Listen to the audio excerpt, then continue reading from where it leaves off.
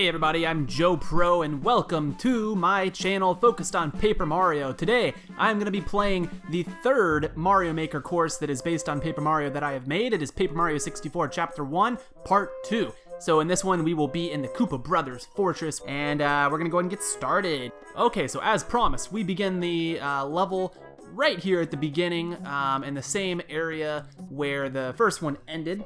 So you've been dying to see what happens if we go inside the pipe. Well, I will not keep you waiting any longer. You've already waited a week.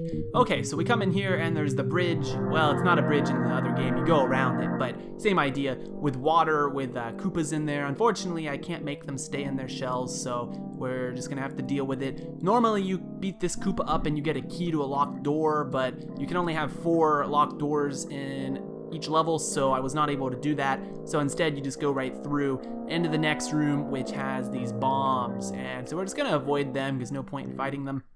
As you can see, there's this little concrete block here that we can't get on top of, and that leads to a cracked wall that we'll be able to bomb later on. So here is a red Koopa along with a Koopa brother. All of the Koopa brothers I represent with a green shell. And then here's our first jail cell with a key inside, which is the one they were guarding. Then we have this jail cell here, which has the little opening, and there's a red Koopa in there. And then the last jail cell, instead of having a cracked wall, actually has one of those little piranha guys. For now, just like in the original game, we have to continue on. So instead of opening the doors, we hit this P-switch, which just like in the game, it drops down the stairs, and so we're able to come downstairs, and we can come over here to the jail cell and see all the bombs in jail, and there's nothing we can do about it. And this one over here is supposed to be Bombette, but we can't do anything for him now, so we go to the left side of the stairs and come into a door, and then we cannot get back out because the door has gone up. So we fight these Koopas or just ignore them, and then the door drops down, which means we're able to go out that way. So now we just avoid some fire bars, and then we get our very first key of the level. So we go ahead and backtrack back out here. We can take this key up to its exact use, which is to open this door. So now we're in the room above the jail, and we actually can come over here, and even though we don't have Bombette, I have Acting Bombette, and that allows us to break that open, which leads us outside to where the refund badge is. And it's on a little area on top of some water, but we're not gonna pick that up because we don't wanna have a fire flower because that would be cheating. As you can see, it's definitely easy to exploit these type of themed levels. So we're gonna climb up these stairs, and when we get to the top, we have another Koopa brother who has created a bit of a trap for us. We hit the yellow block, and you gotta do a little more than that. You gotta hit this, and what happens? If I could do it.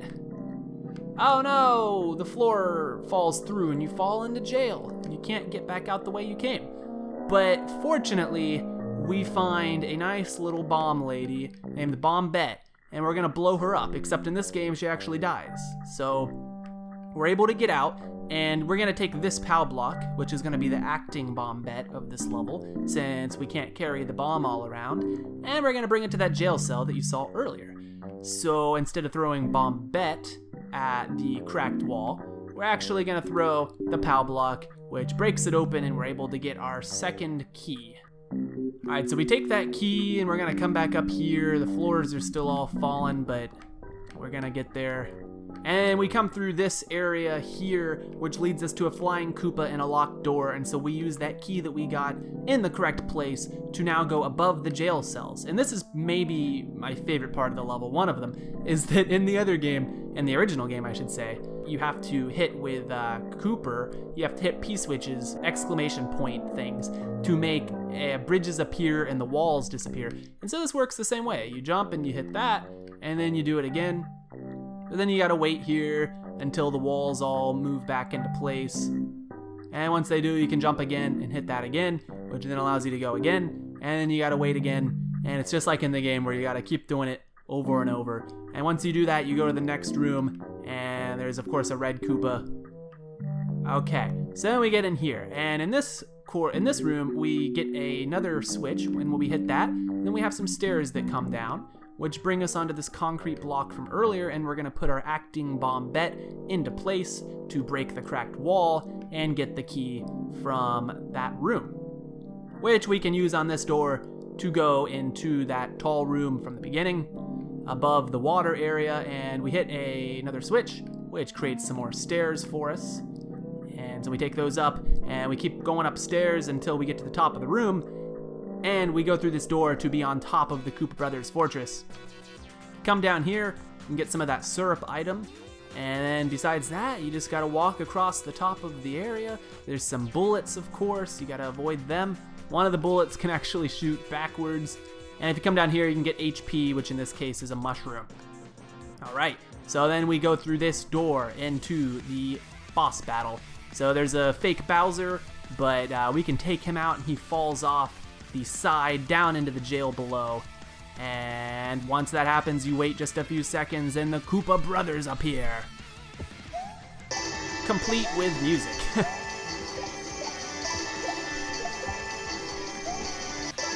And once you take them all out, you get a key. So they can be kind of fun. And of course, Bowser is fallen down below.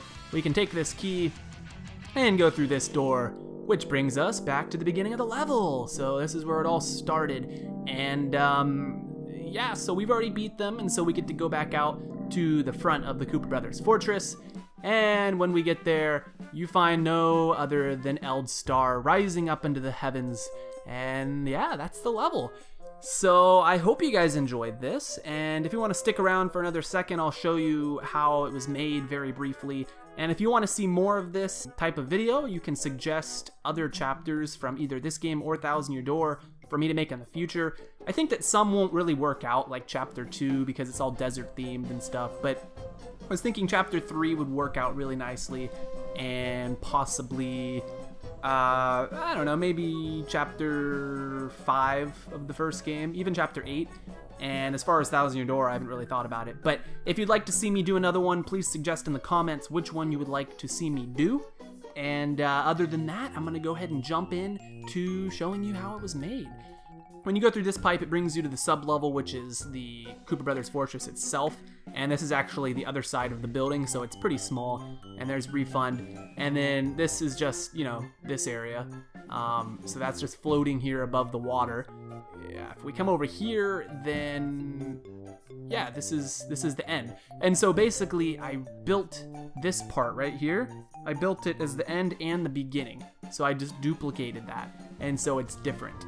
Because at the end, you're not really at the same place you were at the beginning. So the inside's pretty self-explanatory. I did paint the backgrounds by putting those big pieces up top and dragging them down. That way it has a cooler background. And besides that, everything inside is pretty self-explanatory. The only thing, yeah, so I'll show this. So when you go through here, that's when you go outside. And then, but you don't actually go outside, obviously. And then this is the other side of that, which is the end of the course. So you fall through this door, and it looks like you're in the starting room, but you're not really, it's just for show. And so you go through here, which brings you to the end of the level. And then the last thing is I had to stick it really far away so Bowser's fire breath didn't interfere. This is the boss battle. So it's really far away so that his breath can't get to you. And so when you fight Bowser, the fake Bowser, of course, he falls through, and I actually had to make him fall through the jail because otherwise he'll stay down here and shoot fire at you. So he falls all the way down. And then the Koopa Brothers, when you hit this P switch, it forces them to fall to here, and then once the P music finishes playing, then they fall all the way down, and that's when you fight them. And then once you beat them, of course, you go through the door, which brings you to here, and then you go through that, which of course brings you, as I will show you again, to the end of the level, which is the beginning of the level, with Eldstar flying away into the Star Haven, and that's it.